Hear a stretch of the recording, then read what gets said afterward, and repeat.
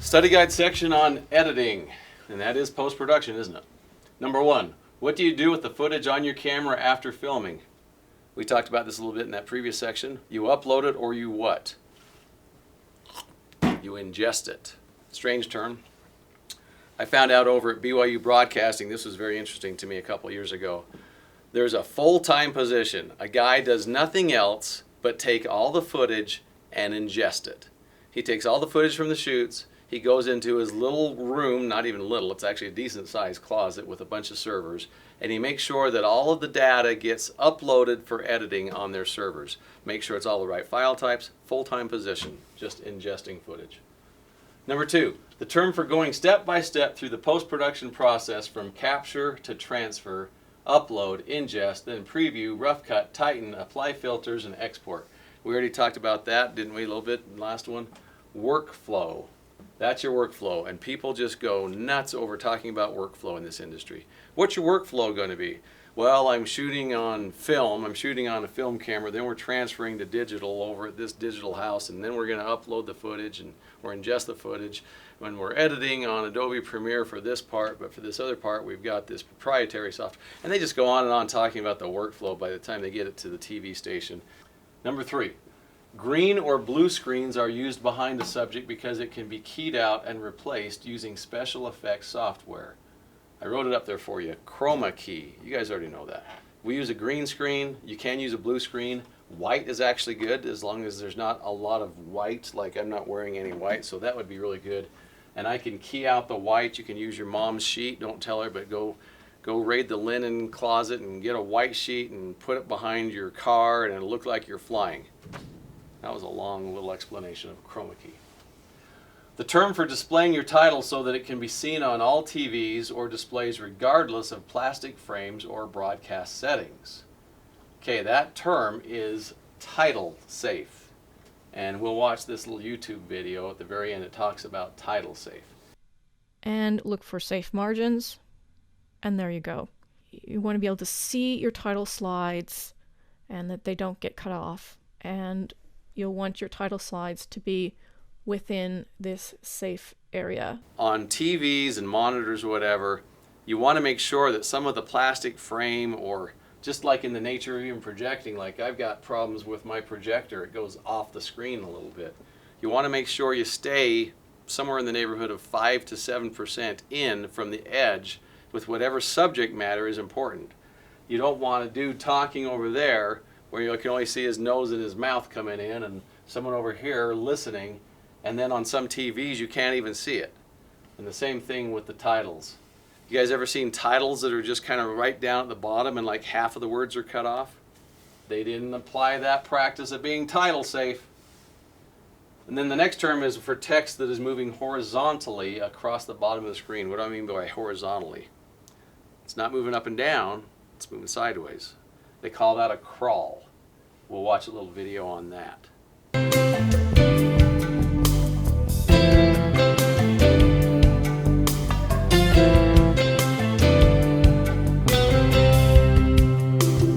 You ever seen a crawl on news broadcasts or any show? You can be watching WB and one of your favorite teenage dramas, and it says storm warning, and then you get a little warning that there could be flash flooding or something.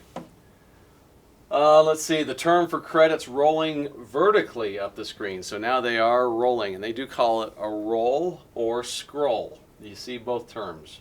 Roll credits, a roll, or scrolling credits, or a scroll. We'll watch a little video on that. Is to give instruction as to how the roll is to come on and off the screen. So position your mouse on the roll options box and click. There are several options for us to choose from. The ones we want are start off screen and end off screen, so check those boxes and click OK. Now to bring it into the project itself, you just click and drag the movie credits title and lay it in the timeline where you'd like it to appear and begin your playback. And you can see the titles do move from bottom of screen to top of screen in a roll motion. What color would you use to make your text clearly visible and in contrast to a black background? White. And it's just the opposite of what you're seeing up here. You can only see these letters because they are darker against the white. They call that contrast. How dark are the darks and how white are the whites, light and dark. And so you have to have contrast to be able to see things. I see this all the time. Someone would probably put up blue rolling credits on my shirt. It would say like, thank you, Mr. Walker. Like, teaching done by Mr. Walker, directed by Mr. Walker, shot by, edited by Mr. Walker. And you couldn't see those blue scrolling credits because I'm on a blue shirt. Number 8. What is the term for the display of hours, minutes, seconds, and frames? It's called time code. Just like it sounds, Timecode, time code. And so we show right here 1 hour, 54 minutes, 17 seconds, and what's that one? Yeah, I know it's 23. What is it though? Frames. Hours, minutes, seconds, and frames. That is time code. So I say to you, I liked your little newsreel, but at the 1 minute, 23 second, and 27th frame, just before you roll credits, there is a glitch, a jump cut. The guy is saying thanks for watching, and all of a sudden he's just like watching. He looks like he has a spasm because you tried to cut in 2 different edits right there. And so you go right to that time code and you say, oh yeah, sure enough, thanks for catching that, Mr. Walker. That's time code. What is the categorical term used for dissolves, cuts, wipes, and fades? In other words, they call all these cuts and wipes, I almost said the term, transitions right there, right? That's the category. You're using transitions when you go from one scene to another, one shot to another shot. A dissolve, a cut, a wipe, or a fade. What is the most common transition? It's not even really transition, it's just a straight cut. You just cut from one shot to another. You don't have anything that fades in and fades out or swirls around or flies in or anything exciting, which high school students do and is very unprofessional, unless you're having fun. In Adobe Premiere, what is the quick key for the most common transition? We'll watch a little video on this, but the quick key is C. C for cut. Makes it easy to remember. The most basic edit you can do is the cut, which is simply going from one shot to another, changing perspective, advancing the story. Now I'm going to be showing you a series of examples that help illustrate the types of cuts that I'm about to mention. A lot of these cuts are so common and feel so natural that you don't even think about it. Let's begin with a technique that's used all the time, cutting on action. Now all this means is cutting from one shot to another while the subject is still in motion. It doesn't always have to be on a punch or a kick. It could be something as simple as a character turning or throwing something or a character going through a door.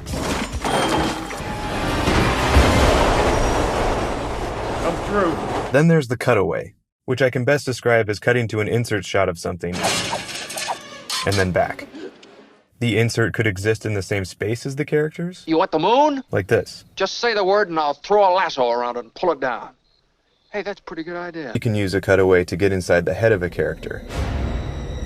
Cross-cutting. This is when the editor intercuts back and forth between locations. For example, most phone conversations are usually cross-cut, and when used effectively, cross-cutting can certainly amp up the tension and suspense of a sequence.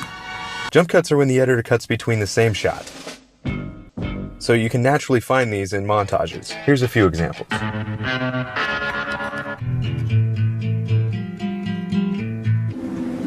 Let go of me! Don't! Jump cuts are also used to add a level of urgency to the scene.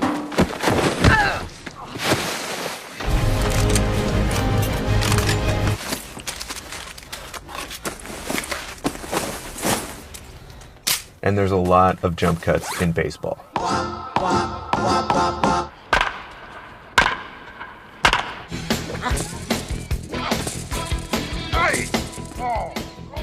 Now let's move on to the match cut.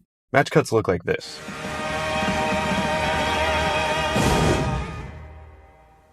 Come on, guys, let's get to work. Yeah! Match cuts are often incorrectly referred to as jump cuts. However, there is a difference. A match cut cuts from one shot to a similar shot.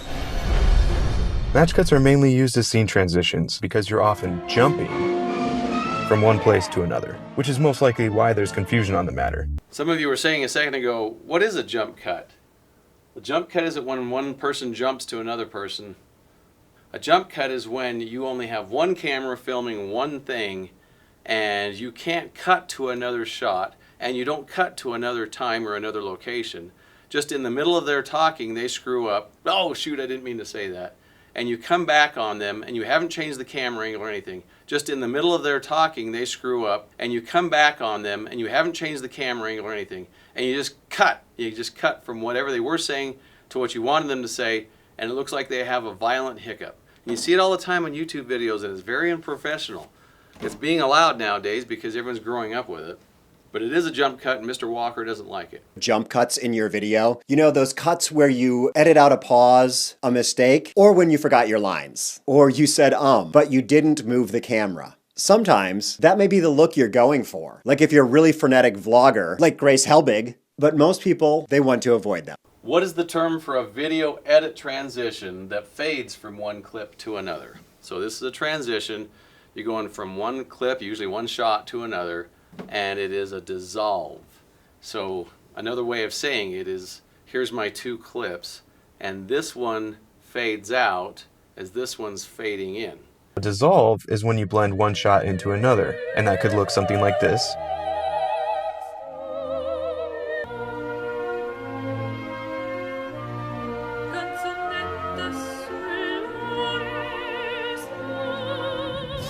Also don't have it up here specifically to talk about, but fading out and fading in is different than a dissolve because you fade usually out all the way to black, and then you fade in from black all the way back in. And that can be a 3-second, a 2-second, a 1-second fade. But one thing that fade in and fade out does is it usually conveys the passage of time. So if you want to say, okay, he asks her out on a date on this day, and he says, okay, I'll pick you up Friday then at 6:30. Okay, it's a date. And then he walks off smiling and it fades out. Then it fades back in, and guess what you're going to be seeing? 6:30 p.m. Friday. Fades back in, he pulls up in his car, he goes to her door. That's a good way to show a transition of time. Okay, that's it for that section.